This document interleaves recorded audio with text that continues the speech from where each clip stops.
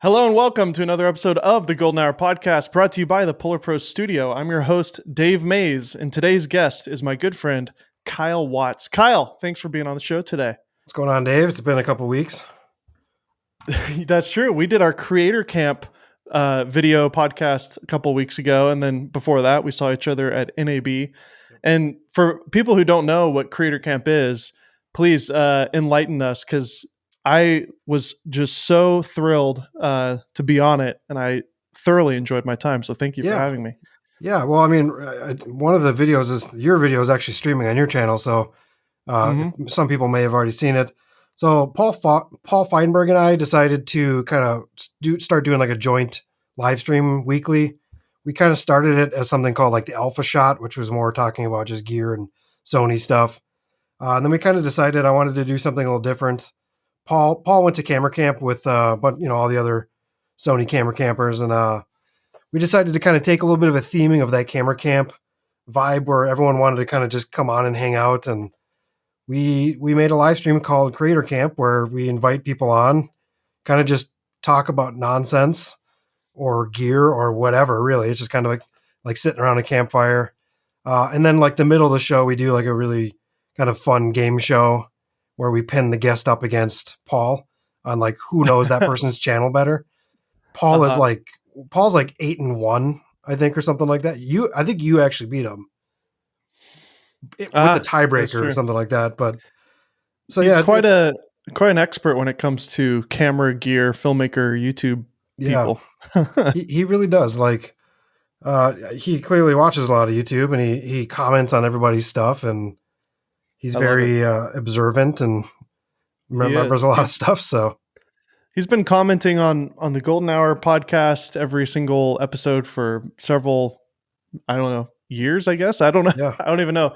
But he's been there for a while. And then we met at NAB we had I did a little in and out meetup, and you came, and we just had a good old time. I feel like I've told this story a couple times, but I think it's just because I'm remembering right. You talked about it on your YouTube video, and then we talked about it on your podcast. But I guess these listeners here haven't actually heard this story yet. But yeah, I think, well, you were on what's his face's live stream as well. I think you were talking about it there as well. It's a story that's been told a few times, but NAB was a good time. NAB is a couple months away now. Yeah. Well, what's really interesting about NAB is it's like, take aside all the gear in the expo and, wandering around and kind of seeing all the new gear. It's a really good place to just kind of network because a lot of people are there. You get to see all the people you haven't seen in a while if you are friends with them. It's just kind of a fun place. And I think you could take away a lot of the like expo side of it, and it was just as fun and like worthwhile going. Being able to, meet a lot of different people I've met, and kind of opens up, that's just how like a lot of these relationships end up evolving. I know like you had Jake on a couple weeks ago. Yeah. He was talking about how he met you and then he met someone else through that group and that group. And that's just like something like that. That's what a lot of those events are really good at doing. Totally. You had the In-N-Out Burger meetup, which I'd say we had probably about 20 people, maybe 25 people. I don't know. Yeah, it was great. It wasn't a gigantic crowd, but B&H Photo was having their party at the same time. Mm-hmm. I think they stole your thunder a little bit on that one, but I don't care. The ones who mattered were there. Yeah, let's just say that. And the thing is that from now on, we're going to have this thing that it's going to be kind of an inside like story. Obviously, it's been told a few times now, so it's not going to be too inside. But next year's meetup, I think, is going to be the Milton meetup. Yes. Milton. For those who don't know, Milton is this just haggard bird that had feathers coming out of it and stuffing, and it was sitting on top of the trash can and it wouldn't move. At first, we thought it only had one leg. Mm-hmm. And of course, you get a bunch of videographers, photographers in the area, and one person pulls out a camera. And next thing you know, like all of us have a camera out, taking pictures of this bird and creating stories about how it, had a hell of a time in Vietnam or something like that. And I don't know, like 2 hours later, we're still talking about this bird, which is hilarious. And I think we created a cool little photo shoot of it. And someone started Instagram, I believe, on Milton. So really? I didn't know about this. You haven't found it? No. I'll have to Milton, just tag you with it, but That's incredible. It was just a lot of fun to get together, see everybody, and to put the faces to the usernames that we were seeing online for so long. And yeah, it was a great time. And that's, I guess, where I asked. I was like, "Can I be on the?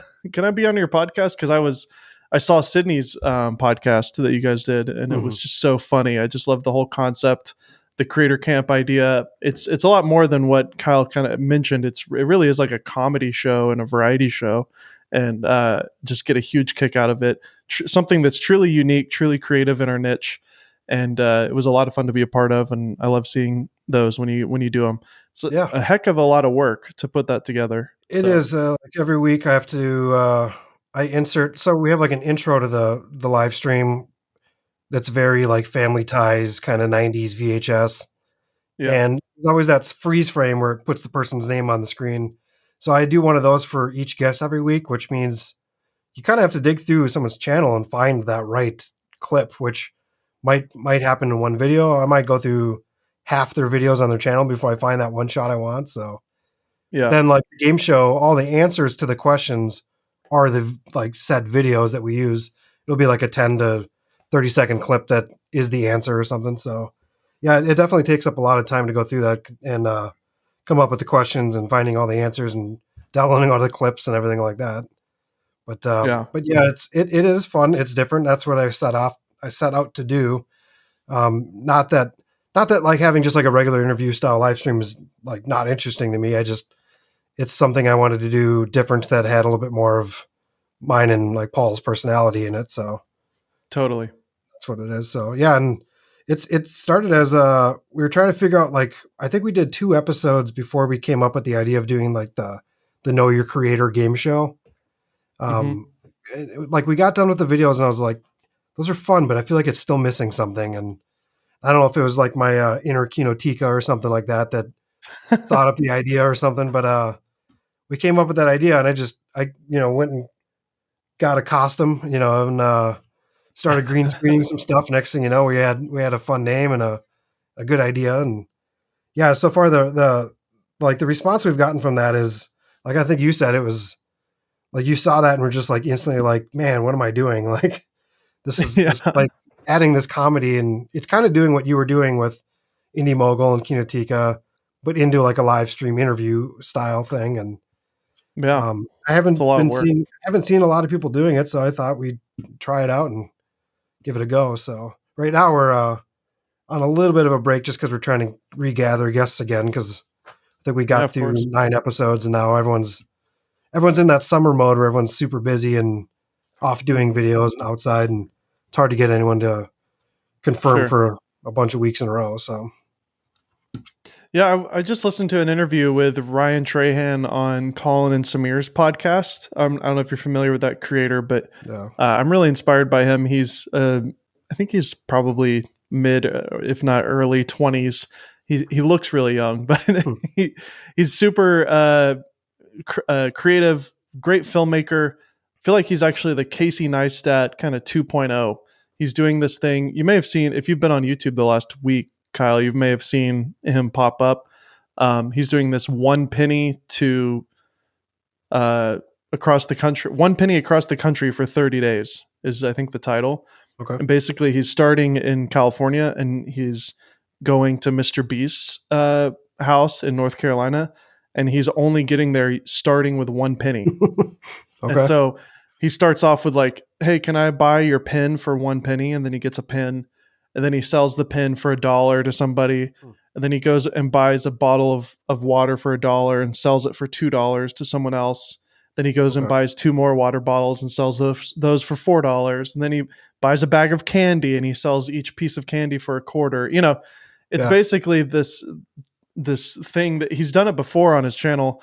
I think it was a penny to a house. He was able to go all the way up to buying a home using this kind of model. But this is like a daily vlog that he's doing every day.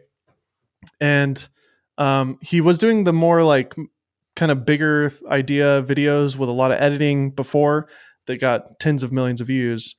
And he was talking about how he kind of felt like creatively he was done with that chapter of his kind of work, and then he had this idea to basically do this version of a daily vlog that actually has kind of a purpose to it, and to also set a limit. So it's only 30 days.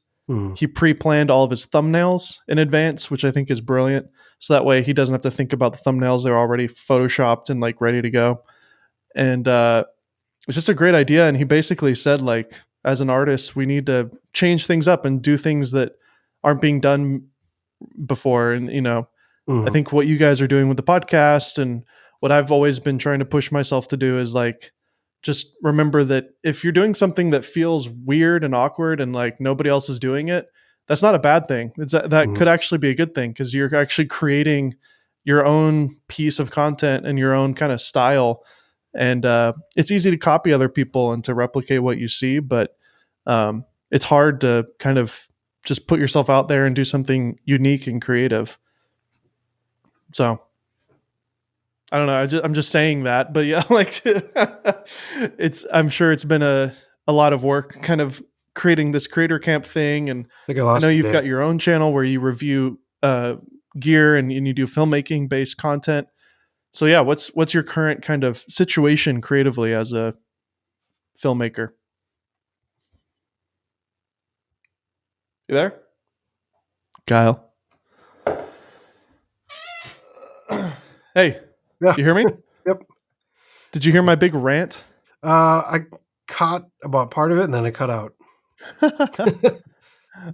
Well, basically, I'll give you the ending part, Okay. which was what you're doing is really hard. Doing something that hasn't been done before. The creator camp is unique. It's truly something that nobody else is doing. But then you're also doing your filmmaking content. So, kind of as an artist and as a creator, what's your current kind of situation for you personally? How are you feeling about just everything? Yeah, so like I know I definitely put a lot of focus on the first few weeks of the Creator Camp live stream, just because I wanted to get it started on a good note. It was a lot of work, so I kind of was putting some of my stuff aside, and I was trying to do a little bit of both at the same time. But I figured by the time I'd sit down and I'd find all the clips and edit, next thing you know, it's already like Tuesday or something like that, and I usually put out videos on Wednesday. So I lost you again, Dave. No, I'm here. Oh, okay. Sorry. Hi. I'm used to staring at a screen. Okay. I'm used to the live stream aspect where I'm like, there's a physical, like visual connection to it. So, but That's yeah, true. it's so I was listening to you. I could hear you. Okay. So if that happens again, I'll just keep going. So yeah, it trying to do both content, like my main stuff and the live stream for a minute there, was just kind of a little overwhelming trying to do both. So I stuck with what was working for now, and I kind of pushed the Creator Camp thing for a while. And now we're kind of like, it's not that we're running out of guests, it's just everyone's really busy right now, and I'm not getting a steady confirmed of a bunch of people. So now I'm going back to like pushing my other content back again. And plus, a lot of my stuff on my channel too, if you haven't noticed, is like ZV-1 and ZV-E10 related, and that those are popular like surprisingly, they still get my videos still get a lot of views on that content. But being that you can't buy those cameras right now, I kind of felt like I'm not missing a lot by not being on the channel consistently with that kind of content at the moment, just because it's not a camera you can buy. So people are people really watching stuff on it? So turns out they are. I just they're gearing up to buy it once it's out. So sure. But now that camera, I think, is kind of starting to make a comeback, and I know Sony just put out a bunch of APS-C lenses the other day. So I'm going to be trying to get back to some of that kind of beginner camera, like APS-C stuff, and hopefully lenses. Well, I saw a rumor today that there's actually potentially a new APS-C body coming out, like a ZV-E10 kind of replacement. They've been rumoring stuff for a while on this new. So the rumor is either that it's a new ZV-1 style camera, which might be cheaper. I don't understand what that would mean. If maybe that's like a 1080 camera or something. But then they've been a ZV.5. Yeah, or ZV2. Yeah, I don't know what they. It's something where they've been toying with that for a while, and then I think people have been waiting for like even when the ZV-E10 came out, I think people thought there was going to be like an A6700 or A they've 7000 or never something. updated that sensor is the exact same sensor that's been in the A6300, which Mm-hmm. came out like what 6 years ago now. Yep. Like Yeah. it's so I mean, old. the features have definitely gotten better. Like the autofocus has obviously gotten better every edition. Hmm. I would say the And the most, color science is better on the newer yeah, ones too. the color science is a little bit different. It's still a bit like if you're going to take the closest thing to it would be the A6400. Has Hmm. very similar color science, and it has it's basically the same camera, other than the fact that it's a little less manual settings on the back of the camera, and it has that kind of active stabilization if you want to use that, which Sure. isn't which is not really a good setup for vlogging, and that's kind of why they put that on the camera. I think it gets way too Hmm. zoomed in for vlogging unless you're using like a 10 millimeter lens or something like that. So, Yeah. but but yeah, it's a cool camera for beginners for sure. It's a great if you have it with you, and it's going to look great. It looks great on a tripod without any motion whatsoever. But yeah, that sensor needs an update at some point, and hopefully they get it. I would guess at some point they might make like a high end APS-C to compete with all these other APS-C lines like Fuji, and at some point they got to put out some kind of 10-bit APS-C lens, or camera. I would think it's just a Well, matter of that's how just an expensive it would A7 IV. be. Yeah, yeah. That's the thing. Is that the A7C? Like, I know that's Yeah. not a 10-bit camera, but will the A7 IV make like a compact version at some point? And Hmm. I don't I'm know. sure they will. I don't know. So, but yeah, it's Sony cameras. I know I'm probably talking to the wrong guy about Sony cameras. Why is Unless you're that? starting to. Because I've got two Canons right here. Yep. Woo! For those of you who are watching the YouTube video, you may have noticed I've got two angles today. I've got a wide shot and I've got a tight shot.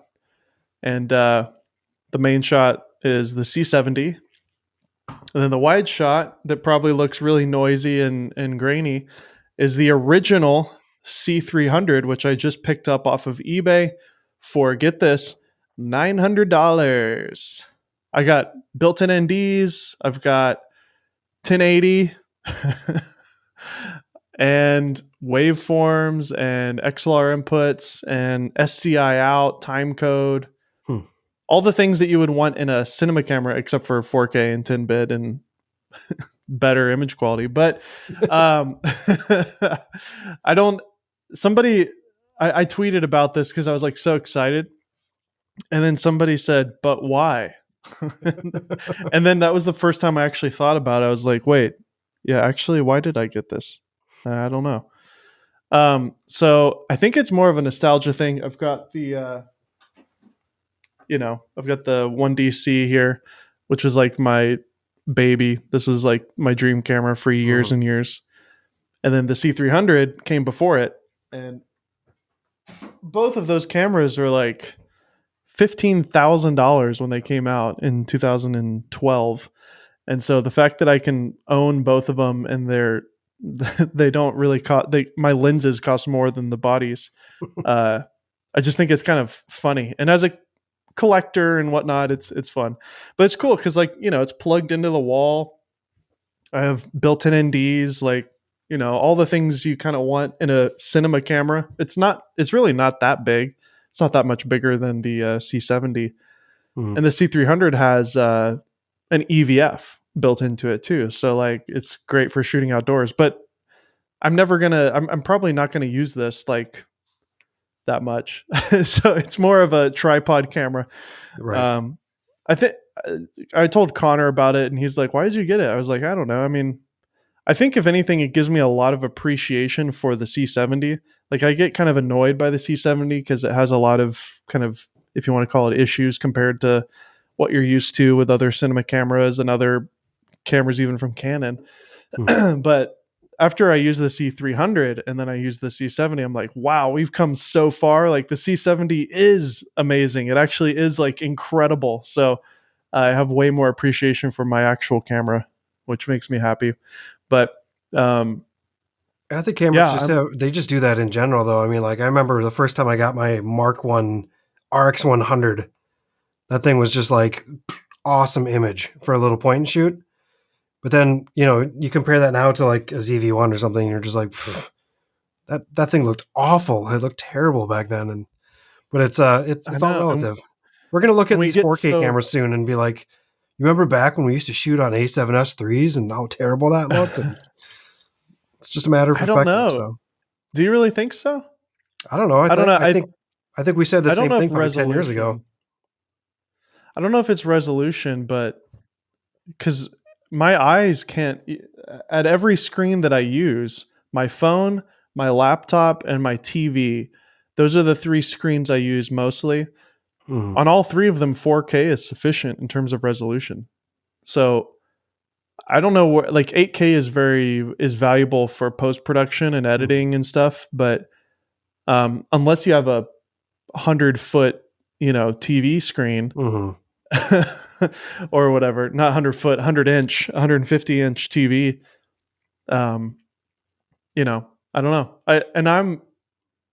I think what is really interesting. Did you see any of the videos with the new Alexa camera, the Alexa 35? I literally only just saw Potato Jets Gene's video. I didn't Well, really look into it any further than that, but so I watched a bunch of kind of reviews and uh, example footage of it, and it's 4K, just like my C70 or mhm. the A7S or whatever. But there is the image itself, the color science, and the way that the image looks is truly incredible. Like Hmm. it just is. It's it's able to capture 17 stops of dynamic range, which is Yeah, insane. Gene was showing that with like he had like some people who were fire ring dancers or whatever, and Yeah, it you was could like see you the could see like the fire. detail in the fire and them in the shadows. So It's really I kind of amazing. imagined like it's always been really incredible to look at those cameras though, and even the older ones, and just be like, how are these like 2K cameras that look so good? And like, Yeah, how is like Netflix not allowing them, but yet every Oscar winning movie is shot on those cameras? And you I don't know. see the Oscar winning movies on red or whatever, but it's just like, at least now that they've have a 4K camera, I'm sure they'll be accepted into Netflix. Of course, I yeah. can't imagine like the content we're going to see on Netflix now coming out, that because I don't know, those cameras I just, know. they have a look, they look better. You can make them look like whatever you want with post production. And And it's yeah, I kind of think, easy to say that it looks better because traditionally things that are shot on Ari are also like $100 million budgets with right. like actual DPs that light things. So Well, I mean, they're like expensive cameras, so yeah. yeah, so it's like, if I were to have an Alexa on a tripod right now doing this exact same shot, it wouldn't look that much different because like I'm not doing, I mean it would look really nice obviously, but like it's still up to me to light it and to use good lenses and stuff Mhm. too, but I mean, in my but I room, think that's you'd probably see this light in my room a little bit yeah. better in dynamic range, but that'd be about it. So, I would see the little wires inside of mhm. the ball, the dome ball. Yep. So Kyle, tell me, you're a musician. You're a guitar player, right? Yep. Or what are you? What are you? I know you're a Well, I musician. mean, for the last 2 years, I haven't done much at all with it, really. COVID hit and band just kind of took a hiatus, and But we've been record. tell me Yeah, we've about been. it. Like I don't know anything about your Yeah. music Okay. Well, background. so I've been in bands pretty much my whole life, been music my whole life, just like video and stuff. But we That's started. awesome. I joined the band that I'm in now back in 2003. What's it called? It's a band called Lost in Prague. Okay. We put out a couple albums. We were on Warp Tour a couple different years. Um, I think we kind of broke up in like 2013 because our drummer decided to go back to school. The bass player moved to Arizona, and then I don't know, like tried different bands, didn't really work out. Then we kind of got back together as a different name, but with like half the same people doing different Uh things huh. in the band. Like our singer was playing drums, and our old bass player came back to be our singer. That kind of didn't last long because he left for a different band, and um, So what do that's you just kind play? of, I play guitar. Sweet. But yeah, it's a heavier band. The Lost in Prague is. But while we were kind of doing this other band name, we kept writing heavy songs, and our singer at the time wasn't going to be able to. He wasn't going to be in that kind of heavy band, so we kept recording them, and next thing you know, we just like, why are we doing this when we could just go back to being the old band? And so we kind of brought the old name back and put out a bunch of songs, and that's kind of where we're at Is now, it I guess. So Lost in Progress? Is that what it's short for? Or is it? Prague. So like Prague, like Oh, Czech gotcha. Republic, Prague. I think it all kind of spawns off of three of the original guys were from a city called New Prague, Uh-huh. which like New Prague would be the correct, but here we in Minnesota we say New Prague. So that Yeah. probably had something to do with the name. I don't really know where the name came from personally. So Oh, sick. I'm kind of listening to it. It sounds kind of like kind of red, kind of it's hard, it's heavy metal like or what it's not heavy metal. What it's what like, would it, what well, is I this? don't know. Prog I don't rock? even know what genres It's not are prog. different. No, it's definitely like post hardcore or Alternative. Yeah, yeah. post-hardcore is what that would be. Cuz For a it's not lot, like screamo. You actually have yeah. melodies and Well, our old stuff music. was. Our old Oh, stuff gotcha. definitely fell into the like Silverstein, Chiodos kind of Cool. vibe, and the new stuff is I don't know, like because so we own a recording studio, and now we have the ability to just sit down and record songs instead of writing them. We Yeah. can kind of like record them and write them in a recording DAW instead of like sitting in front of a band, and so it's a totally different element. I feel like we get stuff pumped out quicker, but having that ability, especially when you're originally writing stuff with like programmed drums, you have an ability to like write stuff. I feel like heavier than you would normally do because you're not really depending on your drummer to like immediately pick up a song and figure it out. And um, Yeah. but yeah, I don't know. Like I think we're just kind of That's experimenting a little awesome, bit. man. What So we kind put of out. what kind of guitar do you tend to lean towards? I mean, I personally use a ESP. It's like an I was going to say ESP Eclipse, I think is the name. It's ESP EC 1000. it's The going to one be an I Ibanez or an ESP. That's what I was yeah, the assuming. one I use is I have a bridge. The guitar's got a bridge called an Evertune Bridge where Yeah, I know. through like springs and levers, it always stays in tune. And you can change it so that it doesn't pitch bend, or you can change it so that it does allow pitch bends. But it's kind of magical how it works. There's no batteries or anything like that. Otherwise, I do have my other guitar. I kind of keep at home is this Esp Fenix. This one was modeled That, after. that's So this pretty one was cool. kind of built by spacing on names real quick. The guitar player from Norman Jean helped me build that guitar, so it's a specific Wow. style guitar.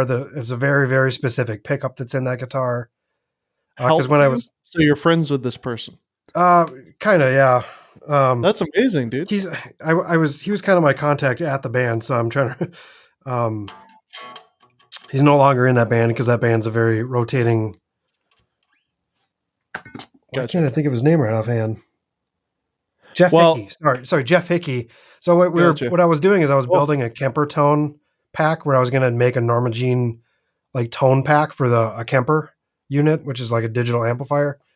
So to be able to get that right, I had to build that guitar to be exactly like what Jeff would use in that band to get the right tone. And then we kind of went from there, and he was going to come up to Minnesota to like finally like finalize the thing, and then he kind of left the band at the wrong time. So Yeah.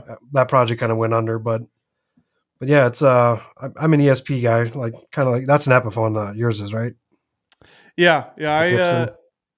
Well, yeah, it's an Epiphone, but it's the Jared James Nichols. Are you familiar with him? I'm Jared not. James Nichols. I don't You know. should look him up on Instagram. He's incredible. This is his signature model. It's got a P90 in the pickup with it's like a Les Paul um, custom, body. Big old thick 50s neck on it. Feels amazing. Hmm. It's an Epiphone, but it's got Seymour Duncan pickup built into it and really nice, high quality pots on the. It's like vintage wiring and everything. It's an Epiphone, but it plays and sounds incredible. Hmm. Yeah, I've had a P90s are bunch of good. guys. I've had a couple of guitar techs. Make sure it is all tuned and set up and whatnot. And Mm-hmm. every single guy I've showed it to that's like a pro, they're like, "This is an Epiphone. This is like pretty legit." Yeah. So it sounds great. It cranks. I'm more of a classic rock kind of guy. Like my favorite band is The Darkness. Okay. So Yeah, I remember seeing your post on that. yeah, just because they're like one of the only, if not the only, like modern actual like '80s rock band Hmm. that's like young and not a but Well, there's although that I one be band that does that. That's kind of that Zeppelin ripoff. I can't remember what's their yeah name.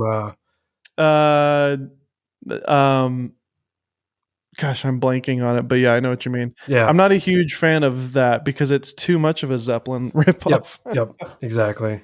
Now the Darkness is fun. I mean, they actually had a concert the night I was in Texas visiting. When I was down Yeah, there they visiting Sydney, and I was kind of oh thinking cool. about going because I was like, I got nothing going on. I was, but You just didn't missed get out tickets in because time. So well they did a big US tour and it's the first time they've done it in a couple of years. Obviously because of yeah, COVID, but right. they're from England, so when they're in America, it's kind of like, you just got to get your tickets and go cuz Yeah. Well, they're plus not they had out a here Back to that the often. Future poster for their tour, which was I kind know. of like, okay, Yeah, maybe I should go to this. they're just really fun. It's almost like they kind of make fun of the fact that they are what they are. It's definitely all Hmm. kind of very tongue in cheek, which Right. is what I love about it because it's almost comedic, um, '80s rock, But so I just like Marshall stacks with Les Pauls. Like that combination of a Les Paul with a Marshall is just like the Hmm. perfect tone for me. And You're talking to the wrong guy um, for me. I mean, I'm an orange guy. Orange is Actually, great, and I'm actually an orange artist, so we're endorsed orange. dude. So That's legit. I've been rocking orange now for since 2012, I think. The orange We sounds. got I mean, yeah obviously, we, orange is great. but no, I like Marshalls too. I mean, once I started having that Kemper, I was just like gathering all the amps I could to try to profile all the sounds. And That's uh, amazing. our other guitar player in our band, he has like 12 amps at his house, I think now. He's the Wow. kind of guy who would just be able to afford to buy a new one. I'd be the guy who had to sell like half my stuff just to get something new. Yeah, So, I, I've been those Friedman amps are just mhm, beautiful too. Now, I I don't want to go too far deep yep. into guitar world because our audience may not understand. But Right. I will say, basically, I had a bunch of guitars and I sold them because I don't use them, and this one is cheap but it's special to me. I love how it feels, and because it's not a $6,000 guitar, I don't really care. Just I just kind of have it out and I just kind of play Mhm, around on it and have fun because I'm not doing it for work. I'm not in a band at all. It's the little Epiphone. It's like it's perfect for someone like me who just like when I'm bored, I'll just plug it into this Focus right here mhm, and just like run it through some sort of simulation and just kind of jam out with my headphones. And mhm, it's just a fun thing to have. And I will say, I got completely out of guitar stuff for like, I don't know, maybe a decade because I was into it for high school. When I was in high school and like early 20s, and then I just completely stopped, sold all my guitars. I had a Gibson Les Paul and a bunch of other things. And then when COVID hit and after I got robbed, I kind of like went into a bit of a depression and I rediscovered it. And so imagine going from 2009 to 2020 and the technological advancements that happened in guitar world. Like I didn't even know about the amp modeling at all. So mhm. like once I started getting into it, I bought this guitar. I started playing around. I was like, I need to buy an amp, and then I started watching YouTube videos. I'm like, wait a minute, like I can simulate every Yeah. amp on my Yep. computer. It was mind blowing. I don't know when that technology came out, but it definitely didn't exist in 2009. Yeah, So it really kickstarted in about 2015. Pretty much like when we started getting that. That's kind of what kicked me off to eventually spending 20 grand on a recording studio was wow, buying those plugins, and then you're like, well, now I gotta get something else. Now I gotta get something else. yeah, Now we need a new room to record in, and um, where those plugins are now though are like I sold my Kemper because those plugins are almost as good now sounding. Like we literally put out recordings now using just the plugins that are on your computer, and you would never wow. notice the difference. So What?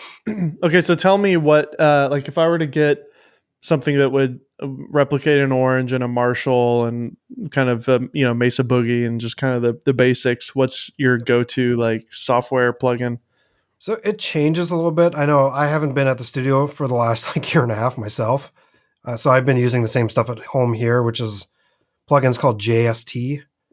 I've been using like the Ben Bruce and the Menace, and there's some other new ones from the band. There's a guy who like Tone Forge. Matt Goodgett. Yeah. Tone Forge. The guy from like, I can't remember these bands' names ever. There's a couple of guys who have the plugins out now that I can't remember the name of it right offhand. That it's on our computer because our other guy put it on our computer, and we've been using that a lot lately. And they're not so much orange tones on that one, but and then there's STL Tones, which has like packs for every single thing you can imagine. There's replications from albums that these guys recorded that you can just put it in there, put it as a default setting. You're like, oh, now I got a great sound, and move on. So it's just kind of like a tool, though. And this kind of relates back into camera work.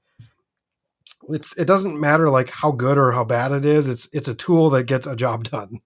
And if it works, it works. Most of the people don't realize on recordings nowadays that half the stuff you're hearing they're not real. They're not real amps. They're probably not real drums.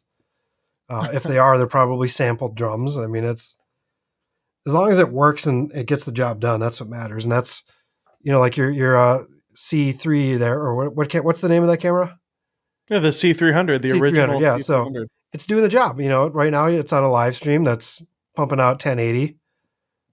It's going to look good on this live stream. So, although the difference is quite drastic. I mean, like there's you can't tell on your little stream here on Zencastr, right, but it is even the raw feed is quite noisy at 850, whereas this one has better color and better in low light. But see, we just shoot everything in 720 on ours. Our live stream maxes out at 720 unless we pay like way too much money for that platform. What software do you guys use? So on Creator Camp we use Restream. Yeah, Restream. Mainly because it has the ability to do all of the video clips that we want to do. So like the clips for the intros and everything like that, you can hold up to 10 at a time. It allows us to be able to let the guests stream it on their channels. I think we can stream on like Twitch and Facebook and Instagram. And so it's a different style platform, but it maxes out at 720 unless you want to pay like $70 a month or some ridiculous amount to get 1080. That's a lot. But then, like Chris Brocker's kind of, when we had him on, I was talking about it. He goes, dude, your whole thing here is about like VHS quality, and your intro has got all the glitches and the VHS. It doesn't matter. He goes, if this isn't in 720, I would be kind of mad.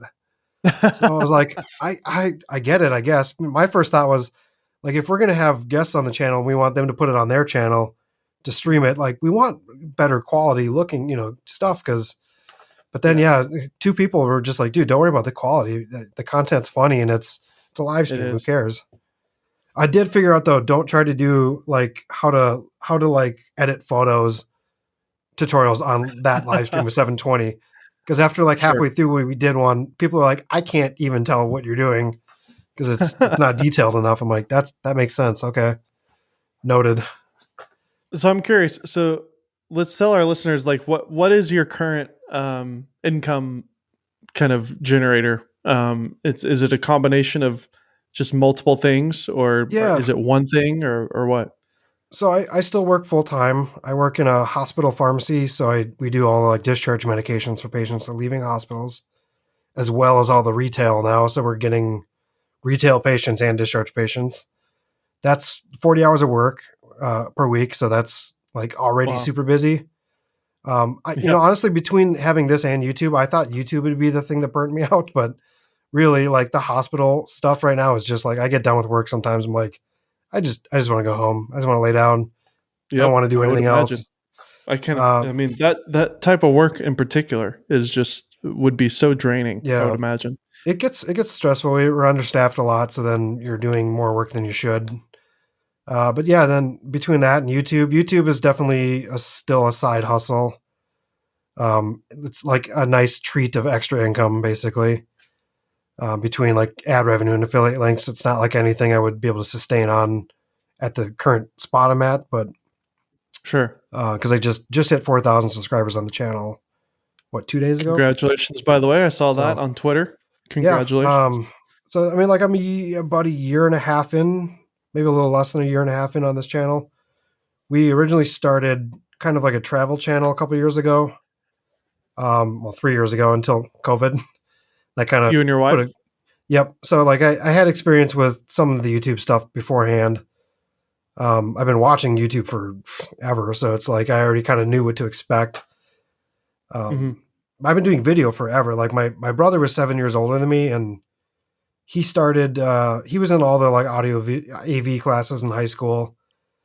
So he would bring home his video projects, and like we would see him at home. I would take the like family camera, and I would go try to rip off his videos at age like 6 or 7. So I had these like Mm-hmm. just poorly edited, like in camera edited videos of trying to like replicate his movies. And so Yeah. clearly when I got to high school, I started doing all the same stuff. We did the news broadcast channel at our high school, had like a news broadcast. We did it twice a week. Mm-hmm. We actually won like 4 of the like high school Emmys for broadcasting, Nice. 4 years in a row. I don't know if that's something they just give Wow. out to like all the states, or if it's, we didn't I've never really heard know of it. much. That's So, cool. or maybe it wasn't an Emmy, but I thought it was. So, but yeah, and I did all the media productions 1, 2. I created media productions 3 because they wanted me to stay on the broadcast stuff, but I had like maxed out my credits on that class. So we started like an independent study just so I could stay working with projects on like the news broadcast. Did a Cool. bunch of like we did, what was it? I had one that was like film history stuff. And then I went into school for auto body. So like, I don't know what happened there. I probably should have gone into school for filmmaking and went into school for body work instead, and kind of regretted it since. So, and then didn't really do a lot with video for a long period of time. And then it kind of came back once like phones Well, started being able to shoot video again, and yeah, bought, everybody's bought some journey is cameras, and different. yeah. I mean, yeah, it doesn't matter how you get there. I mean, here we are, and it's exciting. And as long as you're still sucking air, you can still Yeah. create. So and grow. And what's really, I think, kind of beautiful about being a content creator on YouTube is that it doesn't matter what age you are either. Mhm. It's not like it. Obviously, a lot of the big creators are younger because they're You speaking call me to old, that. Dave? I mean, we are old. I'm the same age as you, I'd imagine. So Yeah, sure. We'll go with that. I'm probably older than I always look. I get it all the time, but so I'm 31. I just turned 39. So, and I mean, that's still not. That's I I know, don't but consider when I that tell people old. that, they're just My like, I would have guessed like 26, 25. So yeah, I don't know. yeah. I mean, yeah. I mean, we're similar. You're a little older than me, but like, it's still, you're not like my parents' age. So It's good though that all the like the YouTube channels that do well that are young. I think a big part of that is they just have a lot of the energy and totally. the adrenaline to just want to keep at it. And I think when you get older, you just get a little bit lazier at times, and you have family, so that kind of Well, your takes priorities shift. priorities. Yeah. Yeah, like as soon as I had kids, it's like 1 or 2 years into that, it's like just something in me chemically changed. It was like, okay, I'm a father now, so the only real priority in my life is to raise successful boys into men. That's like Hmm. my number one goal, is to be a good father and a good husband. And I've found when I have balance in those things, I'm more successful as a creative. But I will say, for me personally, this last year was a little bit of a struggle. Just not doing what I truly, truly loved. I was very thankful and grateful for my job, doing some work for my cousins, but um, it was a good kind of rebuilding time for me. And so being back into the game a little bit, if you want to call it that, has been Yep. really refreshing. And I'm not, I'm actually not really stressing out about consistency like I used to be back in the old days too. It's just kind of like, I'm just going to post like one video a month, and I'm working really hard on them, and I'm Hmm. enjoying it. and trying to make them a little bit more interesting than my older, style. Yeah. So Well, the cool thing with that too is that you'll get better at doing that, and then all of a sudden you'll be doing 2 a month. exactly. That's the And idea. so it's something that I totally get it. I mean, like I don't know how like Josh Yo does it, where he can only put out like he'll put so much work into one thing, and you're like 6 months later, it finally comes out, and you're just like, Yeah. how does he survive on YouTube's algorithm with Mhm. putting out content the way he does? Or is it because, or would he have like 1 million subscribers at this point? Like that. I guess we wouldn't know that, but I feel Yeah, I like you think it's take a like little three bit of weeks both. off and just it seems like usually you take like 3 weeks off and you come back and you feel like you're just starting over completely. So it's like nothing works algorithm wise, and I don't know. We'll It's have to we'll have to follow up in a year after I've done. Hopefully, the goal is to do one of these a month. I'm working on a new one right now. Then I have another one planned for next mhm. month. That I'm real excited about. Uh, the next one is the wedding film one that I think I told you Yep. about, and then the Well, one yeah, after that. I remember your footage.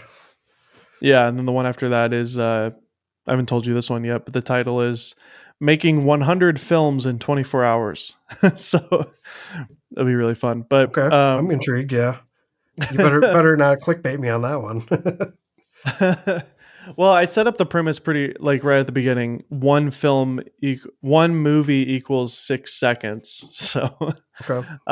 if you look up the definition of a movie, here I'll just read you my script. But basically, it's like it starts out with me in front of a movie theater, um, and yeah, I rented out this movie theater and I challenged my brother to make 100 movies in the next 24 hours. We have 3 different challenges that range from a variety of locations, and we'll be using different filmmaking techniques to achieve them. One 6 second story equals one movie. The definition of a movie is a story captured using moving images shown in a theater or television, and at the end of this video, you're going to see all the movies we make projected on the big screen, and my subscribers are going to vote for the best filmmaker, myself or my brother. May the best man win. So that's See, kind of the I premise. like this new kind of format you're pushing to your channel too.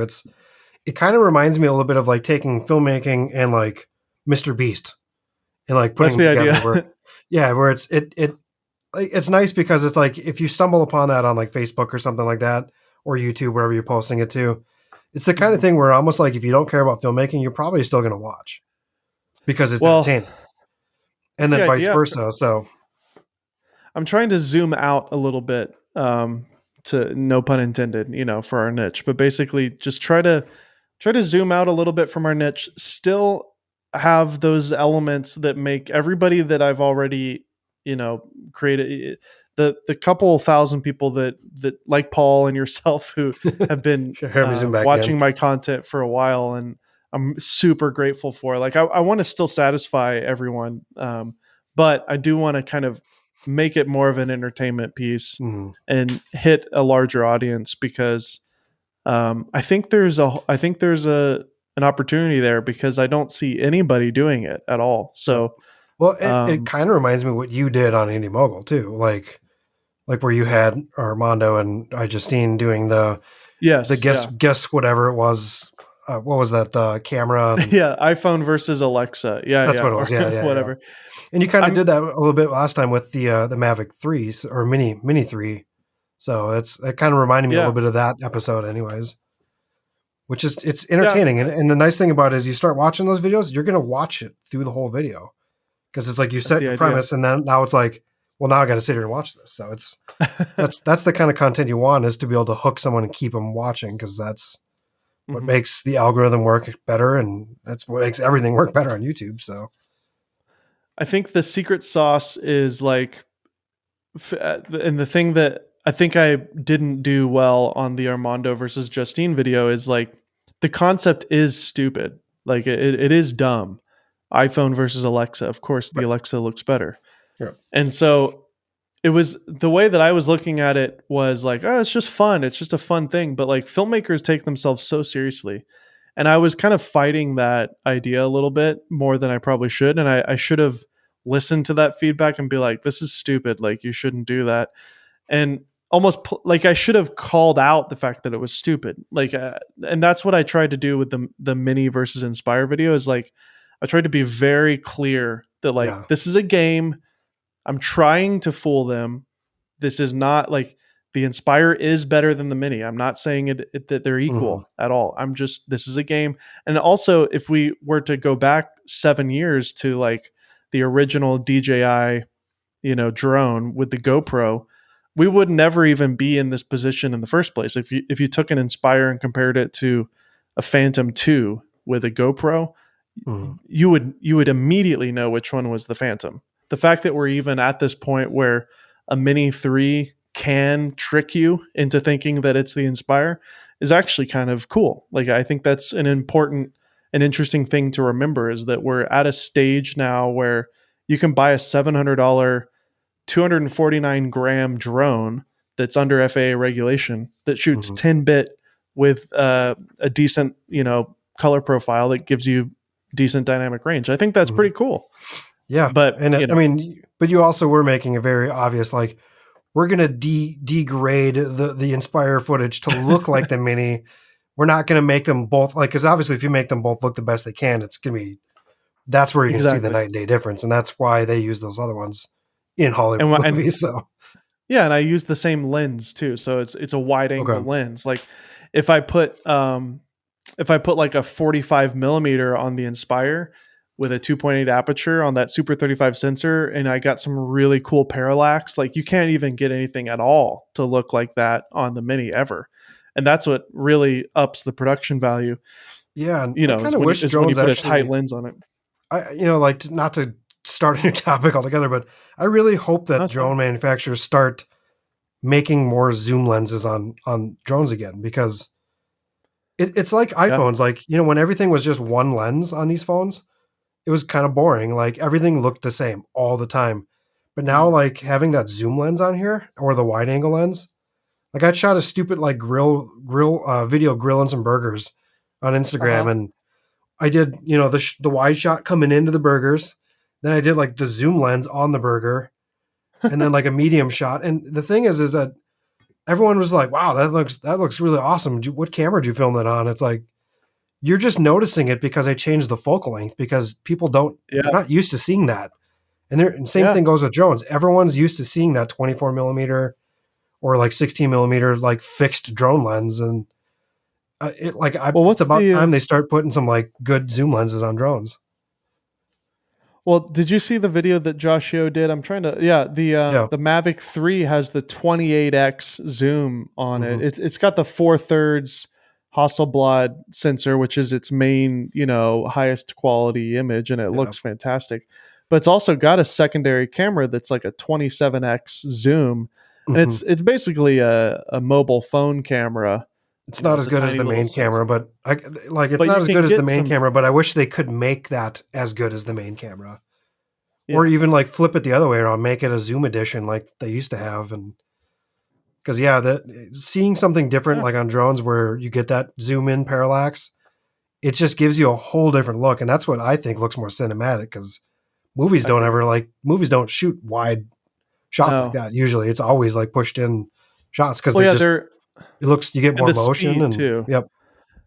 It's you need like 100 millimeter lens or more, Yeah. 200 or 300 millimeter on a helicopter going 70 miles an hour. That's Yep. or 100 Yeah. miles an hour. Like that's cinematic. That's what we're used to, is Yep. seeing a telephoto lens on a helicopter. But you can simulate it now with these new drones, which is cool. But Yeah. I um, personally still use the Mavic Air myself, and I feel like oh, it's as, solid. as long as It's you don't solid. say what it is, no one's going to even give a crap. Like they're going to be like, "Oh, Nope. that looks good. Looks good." That It was kind of sucks my to point with them. use, but That was it kind of my sucks. point with the Mini, is like I personally I'm that's like peak everyday drone for me, is the Mini Mhm. 3 with that screen on the controller too. It's great. I never have to take my phone out. The screen is built in.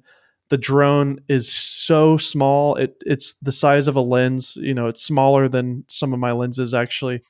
Um, it does 10-bit, which is all I need. It's got the decenti like, which isn't as flat as the log profile, but It's plenty flat with Yep. the 10 bit. It looks great. Like as soon as DJI doesn't make filters for it yet. Polar Pro, who's a sponsor of the show, they are working on some filters for the Mini 3 Pro. So be on the lookout for that. That'll be cool. So once I get filters for it and I can have proper, shutter speed on it, then we're going to be rocking, because that one drone, at least for me, is all I need. I don't need any more than that. So. Yeah, it's and I don't even use my drone shots anymore because I need to go get a 107. I just I don't know. I stopped. I didn't want to risk like getting messages from whatever, and I was like, I'll get to it at some point. But like if I go down to like Mexico or something, I'm bringing the damn drone with me, and we're going on the beach because we're in Mexico. So, but that's why honestly, it's just like those cameras. That's why I had the pilots in my video, because they're licensed. Well, that I always feel like you could just be like, oh, that was stock footage. Like, I don't know. I suppose you have to prove that, but I mean, I used to use mine all the time. It was a pain in the ass with the old Mavics because it was always like you had to do the drone dance to get it started with the compass, and that one was always a little bit more complicated with the Wi-Fi signal. You would lose the drone around buildings and stuff, so you couldn't like safely fly that thing really well around objects, which was not like I lost connection with that thing when I was going around the like port in San Francisco. I was kind of doing like a roundabout on the clock thing, and all of a sudden I just lost my feed, and I was like, I can see the drone, but like it loses it so quick. So at some point I'll upgrade, but the Mavic 3 would be nice. I think the Mini 3, because it's like you said, it's more than enough for a YouTube channel. Yeah, totally. I mean, if you're filming like an actual film, get something better, but you're going to hire somebody at that point. Yeah, exactly. Yeah. And so yeah, I mean, that's a perfect YouTube thing. I think that's intrigued in that one. My money's going elsewhere at this point. So. Well, let me ask you this. What's kind of your goals? What are some of the things that you're hoping to shoot for with your career and with your YouTube channel? Yeah. If that's a part of that, like what's kind of your 5-year kind of, or maybe not even that far out, sure, but like 1 or 2 year goal? So in 2 years, I'm planning on actually trying to move out of Minnesota to like Florida. Nice. My parents live there in the winter, have friends there. Paul lives there. I'm just tired of cold weather or snow and all that fun stuff where you have to hibernate for 6 months. And it's really challenging on YouTube channels to have to like figure out how to do content in the winter. Cause my brain is like, I don't want to go outside. It's snowing. It's terrible out there. Yeah. Although when you do go out there, people are like, oh, it's so pretty. I love snow. And you're just like, I forget, like people actually like watching this stuff. It's just, I hate going out and doing it. So Florida would be nice. My wife's about 2 years away from finishing vet school, so she has to find a job out there. But my kind of goal was to move there and not go back into pharmacy. Hopefully be able to sustain with this channel. So awesome. That's kind of the goal there. I still want to have fun with it though. I don't want to get to the point where you just like hate doing what you do. And that gets really easy when you are reviewing stuff, because once you build that that channel, that's kind of what you have to keep doing, or you have to start creating like secondary channels like Peter Lindgren and Gene and whatnot. But speaking of which, I did have an answer, because I know normally you ask like if you were going to change something about YouTube, what would it be? So that kind of relates to that. I'll just skip to that in case you're going to ask that. Well, let me set it up for you. Okay, there you go. If there's something, if there was anything you could change about YouTube, what would it be? So what I think YouTube really should do is you should have an encompassing channel. So you have like the Peter Lindgren channel, but then you have like, instead of playlists, you have like networks. So you can have vlog or gear review, but when people subscribe to you, it still subscribes to you as a whole, but they get to like subscribe to the whatever the network they're actually watching. So if you like take the idea of what like playlists are and change that to like be like almost like sub channels. Okay. And I don't know, like I feel like it's kind of ridiculous to start over completely with a new thing when some of your people might want to watch that anyways. So like, it's kind of like I subscribe to Netflix and they make multiple shows on I subscribe. So it's like, so what you're saying is like, I subscribe to your channel, and then is there a secondary notification that I Sure. check for Yeah. certain shows, basically? Maybe. Yeah. Maybe. I mean, like it's like every app now that's on TV. You just like, oh, I want to watch CBS, but they have a million shows on CBS. Uh huh. I don't want to watch And half of them, but the ones that I do want to watch, I'll keep as my like my favorites or sure, something. I think that sure. they should do something like that because then you like can keep everything in your Yeah, own like category, and each one of those can still like bump in browse menu off of each other if they wanted to. sure. That way, you're not like starting from scratch, starting with the algorithm all over again. You kind of already have your built-in tribe, like what some people say, tribe. And I can You see have your why fan you base. I can see why you feel this way, because you are putting so much time and effort into the Creator Camp show, and Mhm. it is so different than your main show and Paul's main show, Mhm. if you want to call it a show, you know.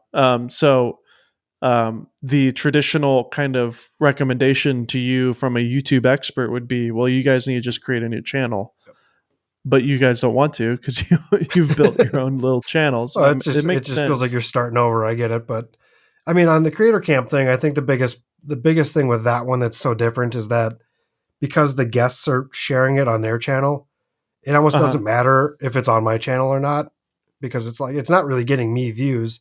It's getting the views on their channel, but Yeah. it's I still like it's putting our brand on other people's platforms, which is kind of like an advertisement for our own thing. So, I but mean, I love the idea, but I do think you guys need to probably stop doing that aspect of it eventually yeah, and just have its own channel. yeah, Because then, yeah, like, if I were to share the channel, then you're going to get actually subscribers to that Creator Camp channel, you know, true, rather yeah, than people only watching it on the creators' channels, and then it just lives in that little sandbox of that exactly. one time they saw it on that one person's channel, you know, or And whatever. it probably does create some havoc on the algorithms as well too, because if it's YouTube's probably like, wait, now what is this? Now it's something different. Let's promote to this. But then I put out a lens review video. But that's kind of what I'm saying. Like if YouTube were able to make it so that you have your channel and then you Yeah, have your shows. And that your makes shows sense. could be something that people could subscribe to individually instead of just your channel. I think that would be a big thing that could do that would I think help the platform in general because then it would be able to figure out its own I think the algorithms would be able to definitively figure out what is going on with your channels if you're telling it what it is Hmm. ahead of time. So I don't know. Does Paul have a job as well outside of YouTube? Yeah, he's like an IT guy at a school. That's all I really know that he does. I mean, Well, I say he that because, and I think we had a long discussion about this at the end mm, of the Critter Camp show, yeah, but again, just like my gut tells me, like, if you two really just were true 50-50 split partners on the Creator Camp or whatever you guys come up with in hmm terms of partnership, but if you really just made a channel, made a website, made a brand, made it just as good as it can be every week, allow it to exist without a guest too, that way hmm you guys can be consistent with it. I think there's something just so special that's there. And it would be a bit of a pride thing to be like, you know what, I'm going to pause my personal channel or whatever to build this. But I think it's special and unique enough hmm that it has potential to be something big, and it could be an actual company that's bringing in money. Do you feel that way, or do you I do. disagree? Yeah, I mean, it's something if you can sustain it, it's definitely different enough and it's fun, and that's what brings people in. A lot of times, is fun is entertaining. It's fun to watch. It Um, is. even at NAB though, like I noticed it there mostly for the first time, where I kept having people be like, "Oh, hey, I know you," and be like, "Oh yeah, I do gear reviews." They're like, "No, you do like a live stream." I'm like, "Okay, we've done like 7 of these, and people are knowing me from this already." And I was like, I don't know how they're knowing that, but it makes sense when like you and Sydney and all these people are sharing it on their network, so that I it know just we all love it. people see it. So So yeah, we're thrilled to share it because it's such a riot. The whole thing is so much fun, and it And it's obviously live, if so you never know what's going to happen. That's the best part about live. exactly. I mean, obviously, if you truly like to your core love gear reviews and you want to do gear reviews, there's a huge market for that too, and you can obviously do that.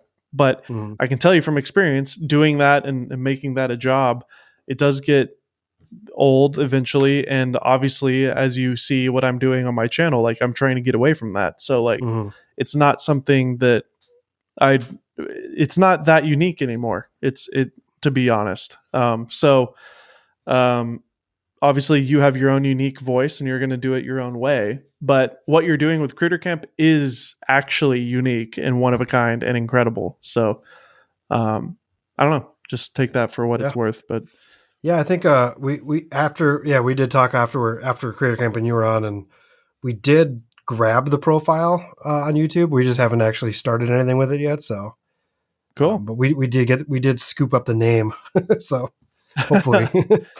But what's cool about it too is it can exist beyond you guys too. Like it could become a yearly event even, just that like was kind of the goal with that, was that at some point we wish we could figure out, whether it's through sponsorships, was to have like another camera camp kind of thing. So, and not to like, totally steal the camera camp vibe or anything like that, but it's sure to have a get together. Maybe it's at a camp or whatever, or maybe it's at some 90s ish kind of thing. I don't know. There's definitely like an early 80s or late 80s, early 90s vibe with our intros and stuff. So, which I love. But are you a fan of Jeff Wittick by chance? I don't know who that is. So I probably would if I looked it up.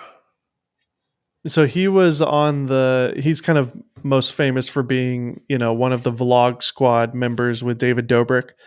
And do you know who David Dobrik is? Yep.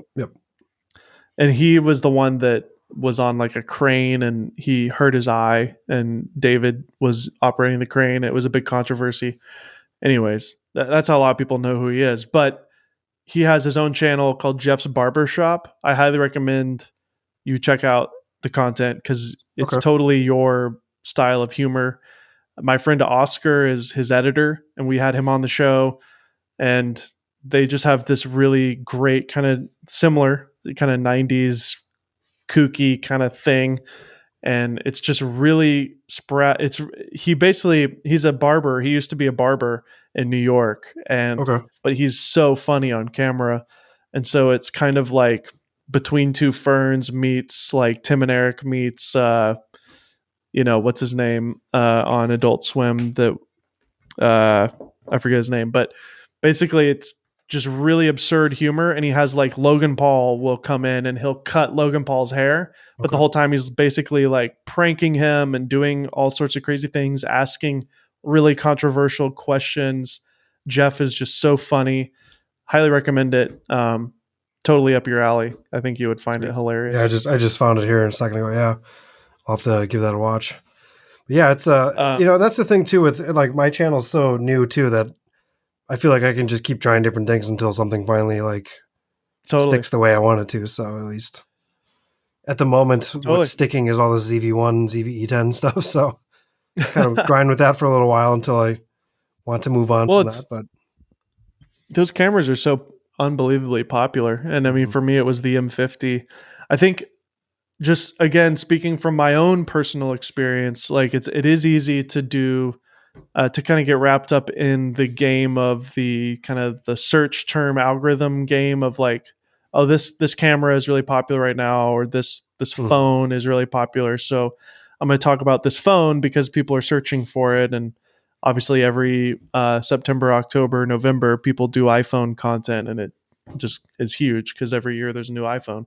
But I don't know. I just was like, at the end of the day, and I think you can relate, you're a musician, you're a filmmaker, you're like at the core of who I am. I'm an artist. And the reason I got into YouTube in the first place was because it was a place for me to express myself freely without producers and without people telling me how to do it. And like when you get into freelance video stuff, it's really easy to kind of just do jobs to make money.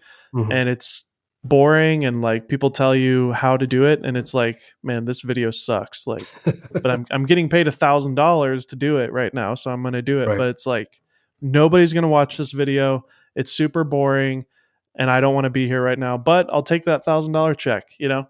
Mm-hmm. So, and for me, YouTube was that outlet that I had when I was working in that type of environment, and it gave me an outlet to really express myself. And I just went full like just as extremely bizarre and out there as I could be with some of my early YouTube content. Mm-hmm. And I honestly look back on some of the first stuff I did like 5 years ago, and because I knew nobody was watching it, like I kind of had this kind of like, screw it, I'm just gonna be as crazy as possible. And Mm-hmm. honestly, some of it is like I think better than some of the stuff I'm doing now, or you know, or not necessarily now. I Well, think you had the Kinotika office. That was stuff like that yeah, was that really was funny. fun. Yeah. Yep. Yeah, and so I got kind of wrapped up in the game of like pumping out 2 videos a week and like talking about rumors and just anything I Right. possibly could to make videos.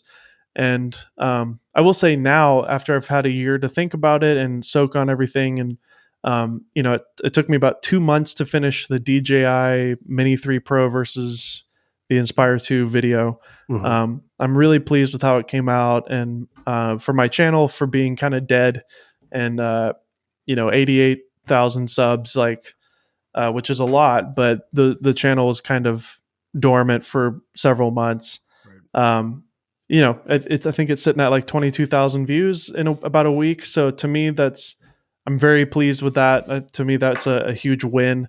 I'm very thankful for how it performed, and but beyond that, before I even hit upload, I was proud of the video, and that's one of the things that Josh Yo taught me. He was like, at the end of the day, before I even hit upload, from that first export, you know, or from the final export, like when I watch it back, I want to be proud of it and Mm-hmm. just enjoy the process. And this was the first time I've done that since I did the Gear Guy video, which was, well, that's not true. I did enjoy the I Justine Armando video, but it didn't turn out the way I was hoping. But Mm-hmm. that was probably the last time I felt that way. So I I don't always know feel what that like, means for you, but yeah, I mean, for me, I always feel like if I can't finish the video, upload it, and then go immediately upstairs and like watch it again, or like a couple times, like I always felt the same thing with music. Like there's times where you listen to something you wrote and you're like, whatever. But it's the ones that you like or like a fan of yourself. That's where it's like it almost doesn't. I don't really care if it takes off or exactly, not. It was fun. So I also will say though, exactly. like I don't know if you noticed this with your last video, and I think you might have tweeted about it. But I think YouTube is doing something kind of like Instagram right now, where they're like, "Oh, hey, this video got posted. Let's show it to everybody." And then like three Yeah. days later, they're like, "Okay, that didn't do as good as we wanted, so pull it back." I don't know if that's what yours doing, but like Yes, I got just like that's immediately what got like happened. 1,000 views on my 85 millimeter video I just put out, and Mhm. then like after that, like 5 views, and then like 6 views, and so I'm like, I think Yeah, they're doing that thing that it's a Reels new is doing, thing. where they throw it out there and see what sticks and see if it goes viral, and if it doesn't, then maybe Then back they down on kill it a it. little bit. Yeah, Yeah, yeah, the so this video definitely had that. It's still getting about 1,000 views a day, which is okay, nice. But the older videos, not the older, but like the NAB video that I did, it did hmm that where it blasted it out and then completely like just like flatline. 2 or 3 views a day. Like it's so random. Um, which to me shows me that this model that I'm trying to figure out will work if I can find Hmm it. Cause it's like, if I can do something that has a broader appeal and they blast it out to 1,000 people and all 1,000 enjoy it, and then it Yep. clicks into that, whatever that viral algorithm is, then it's like, hmm okay, cool. Well, I just think unfortunately, this is literally the new kind of era of YouTube, hmm and of really thinking your videos through, not being so concerned about consistency, but being more concerned about title, thumbnail, and retention. Yeah. And if you First can minute. do all 3 of those things, then you're in business. hmm Um, and so, you know, if you guys want to follow me in this, please feel free to reach out and we can talk about it, because I don't know many people in our niche that are trying to hit all three of those things every single time. But I'm not even going to post a video unless it hits all three of those, or at least I try. Which is weird for me because like I just got this C300 and I have a lot of thoughts about it. I think there's a lot of interesting things to say, but it's too niche. Like 1 million people wouldn't find that interesting, but 10,000 people on the Kinotika channel probably would. But for now, where I'm at, I'm not going to make a video about it. I'm only going to make, videos that I think will perform for a larger audience. Yeah. I actually once, like back in the old days when Clubhouse was a thing, I remember listening to like a year ago, but 2 years ago. I remember listening to like that thing died quick. Oh, it did. Once they opened it up, then it died. But I don't remember who it was, but it was someone who worked with Mr. Beast, was like his video manager or something like that. But he was kind of talking about how their videos are all supposed to look spontaneous. They use lower quality cameras on purpose. They will never shoot 4K, they said. But these videos look like they're off the cuff and just kind of thought up quickly. At least some of his older ones, not as like now. Squid Games and whatever. But did you see the Willy Wonka one that came out? I saw the thumbnail. I haven't actually watched it, but it's still shot with that handheld 1080 kind of vibe for sure. Yeah, because he says it's more relatable than. That's why TikTok works. But they kept on saying it looks like it's that way, but they go through like groups of people testing the videos before they even ever hit upload. And like they have like checklists on every single thing. And if they don't hit them, they don't post them. They move on to the next. So he says like they film a lot of stuff. They edit a lot of stuff and they only use maybe half of it because it has to, because they'll like test it with groups beforehand. And it's just like, I was like, I never thought of that. They would ever, it looks so, like we just had to get this video done real quick and we got it done and here it is. And exactly.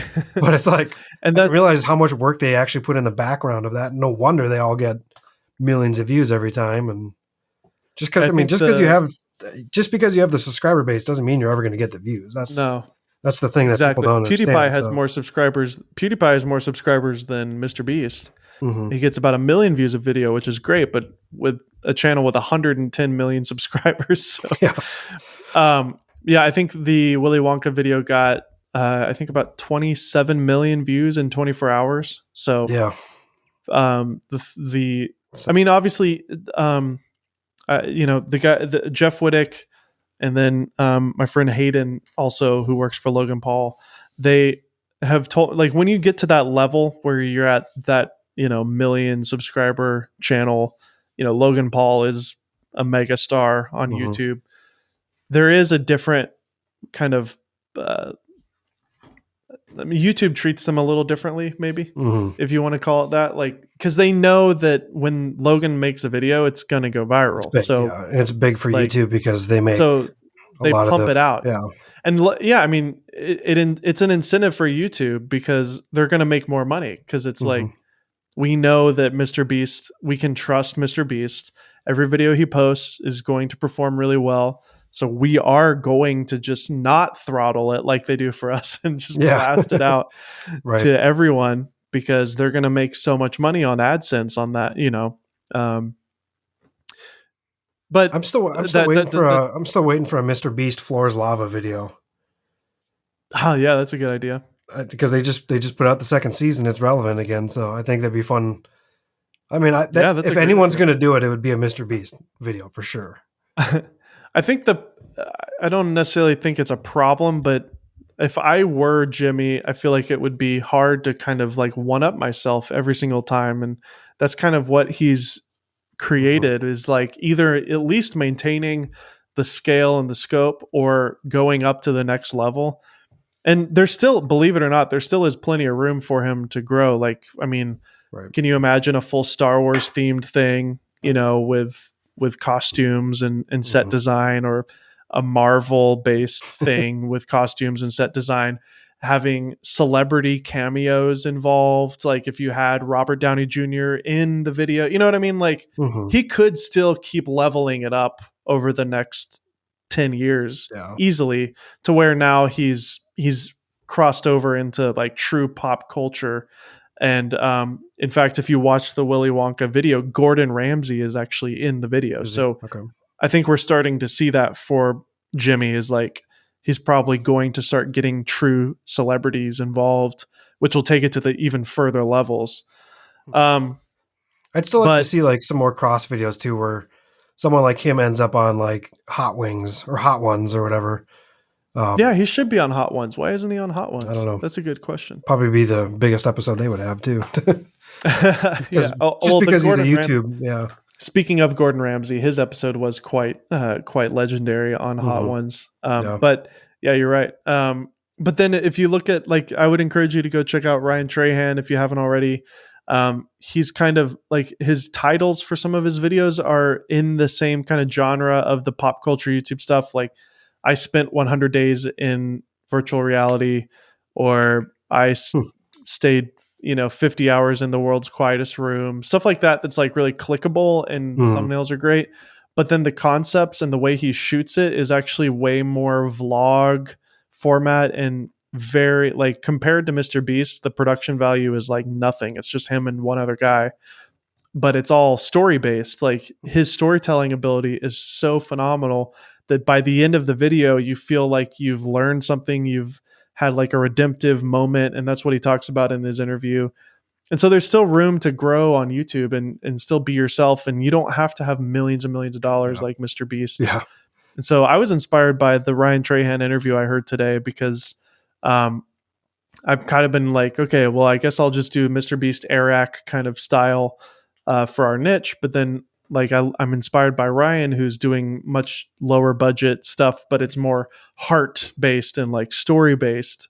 And the concepts are great, and the title and thumbnails are great, but the actual content is more kind of authentic and kind of amateurish Hmm. intentionally.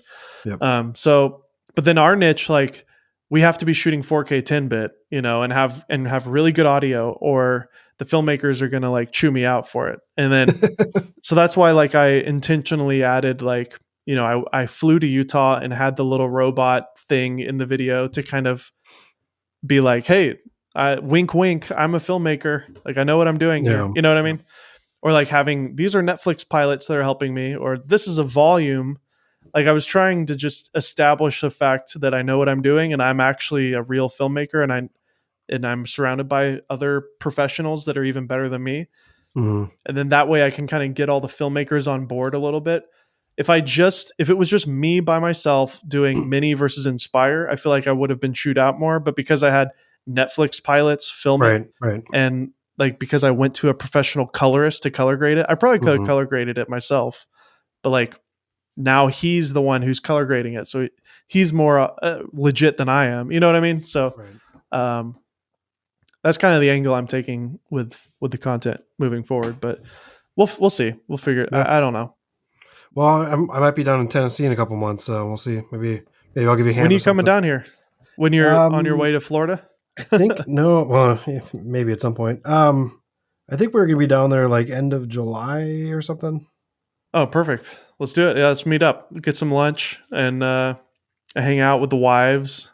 Have some, get some, get some hot chicken. Well, I'll bring you to that pizza place we kept telling you about. Yeah, I've never been there. I'll save it for when we meet up. It might be the week of the 4th of July week. I don't know.